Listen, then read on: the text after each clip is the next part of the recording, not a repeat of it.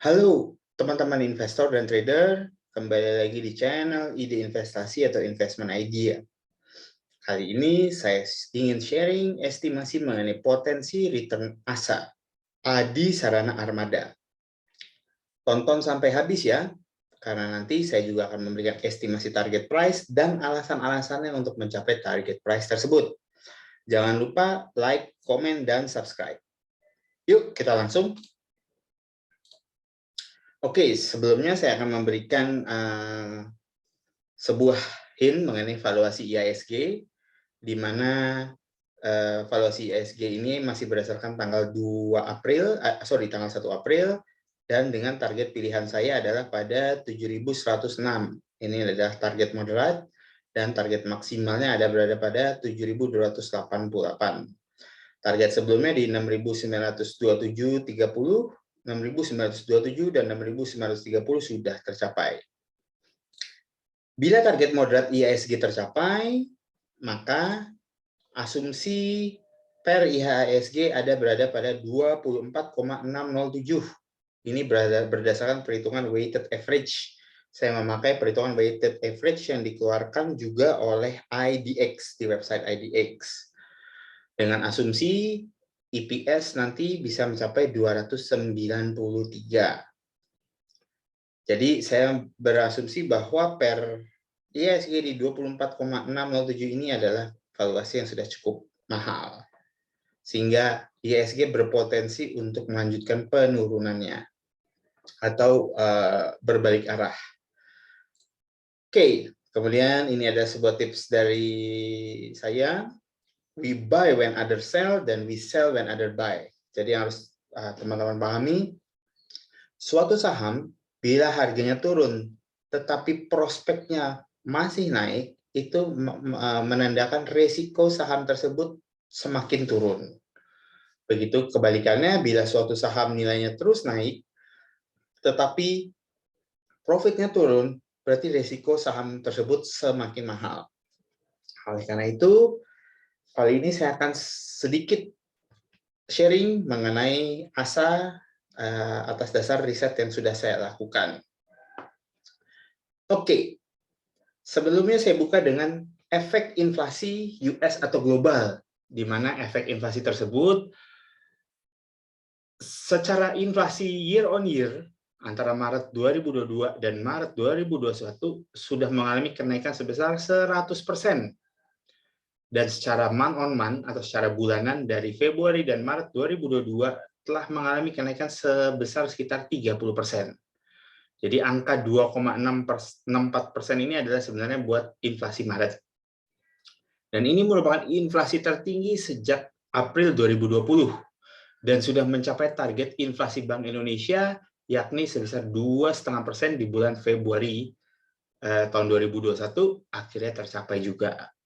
Berikut ini adalah gambar mengenai pergerakan inflasi di Indonesia dari 2021 sampai dengan 2022.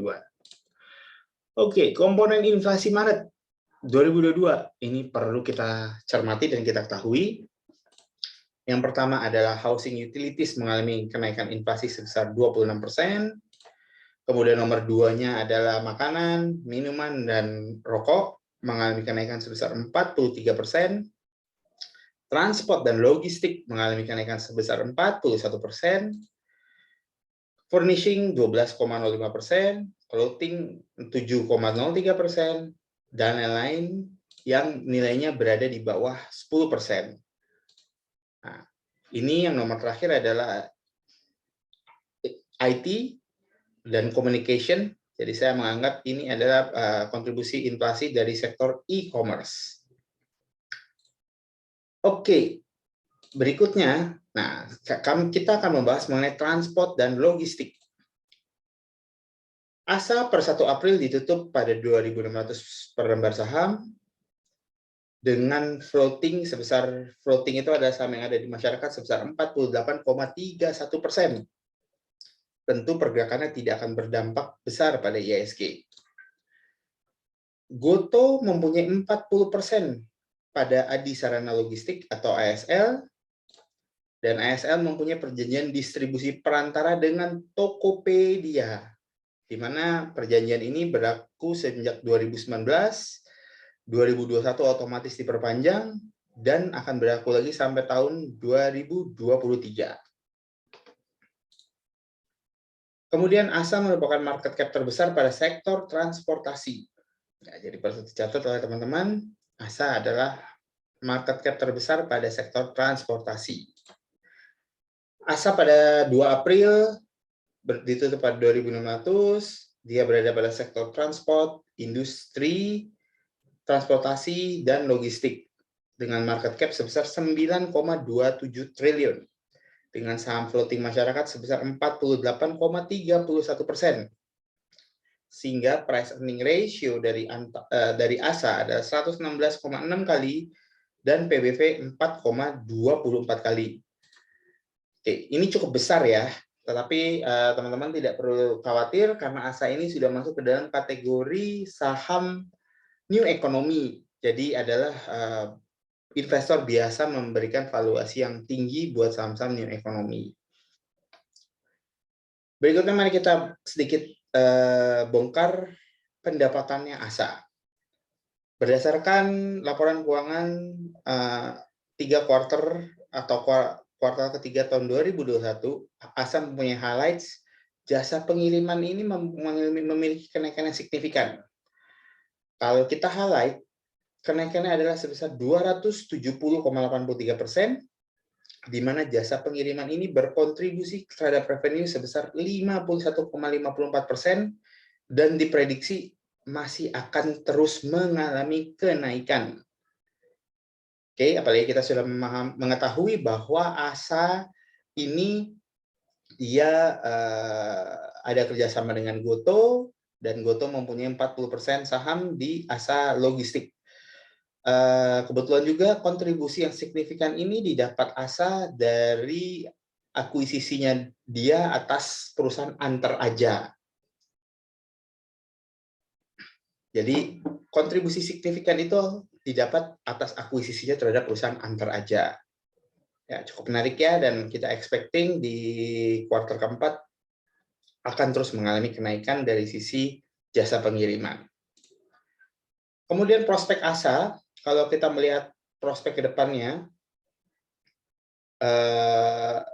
e-commerce pada tahun 2025 menurut e-economy 2020, C-Report by Google, and Bain, dan Temasek, maka pertumbuhan e-commerce di Indonesia akan mencapai 83 juta pelanggan. Dan ini adalah tumbuh 21% dari posisi tahun 2020. Kemudian dari report ASA memberikan penilaian bahwa bahwa terjadi kenaikan parcel dari setiap tahunnya, dan ini 3 barang terakhir ini adalah melambangkan permintaan pengiriman parcel per 3 bulan terakhir. Ini dicatatkan sampai September 2021. Jadi kenaikan parcel ini terus meningkat, dan ASA juga harus terus menambah jumlah kurirnya untuk dapat mengantarkan paket yang terus tumbuh. Jadi ini adalah prospek yang ada dari ASA, dan kita sudah melihat bagaimana ASA dapat memberikan delivery atau permintaan yang terus naik, sehingga ASA dapat terus bertumbuh di dalam memberikan pelayanan servisnya. Kita melakukan call buy ASA mendahului data inflasi yang baru rilis per 1 April kemarin, di mana kami memiliki call buy ASA di level 2.430 pada 18 Februari, dan call buy ASA lagi yang kedua di 2090 pada 8 Maret tahun 2022. Kedua rekomendasi kami dicapai oleh ASA, meski rekomendasi pada ASA buy di 2090, ASA hanya mencapai lowest-nya pada 2100. Ini berikutnya bukti rekomendasi call kami, di mana kami mempunyai grup WhatsApp group, jadi sehingga komunikasi bisa lebih cepat, karena kalau video ini saya harus membuat materinya terlebih dahulu. Jadi ini rekomendasi call buy kami untuk ASA pada Februari dan pada Maret yang lalu. Lalu ASA target di 2022. Level ASA saat ini atau pada 2.600 penutupan Jumat diartikan dalam fundamental berdasarkan pada laporan keuangan kuartal ketiga tahun 2021 berada pada EPS 22,28 dengan book value per share pada 612,4. Sedangkan PER-nya sendiri berada pada 116,6 dan PBV 4,24 kali. Tapi teman-teman, jangan takut akan PER dan PBV ASA yang besar, dikarenakan ASA masuk ke dalam kategori new teknologi, jadi yang akan divaluasi adalah lebih kepada ke arah revenue-nya. Seberapa besar revenue pertumbuhan ASA dapat terus untuk bertumbuh. Oke, target price untuk full year 2021 berada pada 3.300 dan 4.400 dengan upside sebesar 27% dan 70%. Valuasi teknikal kami adalah dengan memakai proyeksi Elliott Wave. Kami meyakini bahwa ASA saat ini baru memasuki wave kelimanya atau wave terakhir.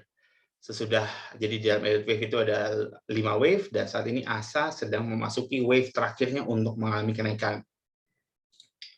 Dan target price fundamental untuk fiscal year 2021 berada pada 4.538 dengan upside sebesar 75%.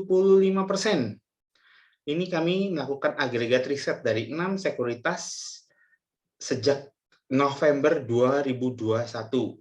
Jadi kurang lebih match ya target upside ASA yang teknikal yang tertinggi 4.400 dengan target fundamental yang berada pada 4.538. Dan update fundamental sekuritas ini terakhir diupdate pada Januari 2021.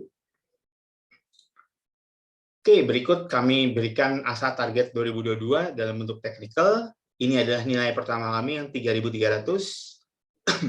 ASA akan melakukan technical rebound menuju retracement-nya di level 3.300. Kemudian ASA akan mengalami, kami harapkan berpotensi untuk terus mengalami kenaikan sampai dengan 4.410 untuk menyelesaikan atau menyelesaikan wave terakhirnya atau ombak terakhirnya dari ASA tersebut. Jadi ini dari sisi teknikal ya, teman-teman.